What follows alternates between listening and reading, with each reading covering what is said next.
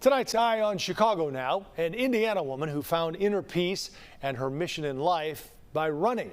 She's changing the world one footstep at a time. I'm not an elite runner. I am not a fast runner. I am just a person who knows that running can change so much. Running has changed so much in Judy Kupcik's life, but first there was so much pain. I lived a pretty quote-unquote normal life here in Highland. I had a pretty stable household growing up. My mom was always sick though, so that always caused a lot of fear and anxiety to build up within me. And when you're filled with that much anxiety and fear, it has to go somewhere, and it can lead to dangerous things. In Judy's case, it led to an alcohol addiction that began in her teens and went on for years. It was drinking to numb the pain and to numb the hurt. In 2012, desperate to find her footing, she returned to a childhood hobby, running. At first, it was just for fun. Then, it hit her. And I felt good, and I'm like, you know what? I think I can do this. I think I can run a half marathon. So I did. I just went out and ran a half marathon. She ran her first full marathon in Chicago in 2014 as her 13-year marriage was ending. There was just something inside of me that just needed to keep running and keep moving forward instead of backward into the pain and into the hurt. But that race wasn't enough. That high wore off very quickly, and I was still left seeking. All of a sudden, be a single mom, how am I going to even do this? I was at the end of myself, completely at the end of myself.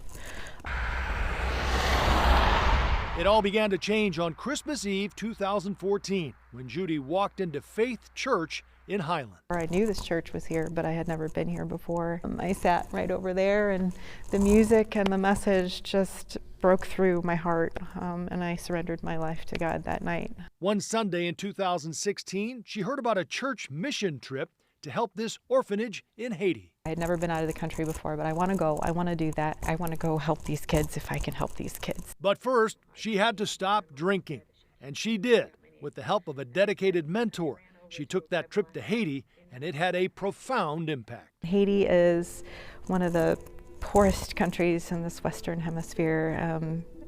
I had never seen anything like that before in my life. I literally held children in my arms, and I felt their bones in my hands where there should have been fat. This should not be like this. It shouldn't be happening.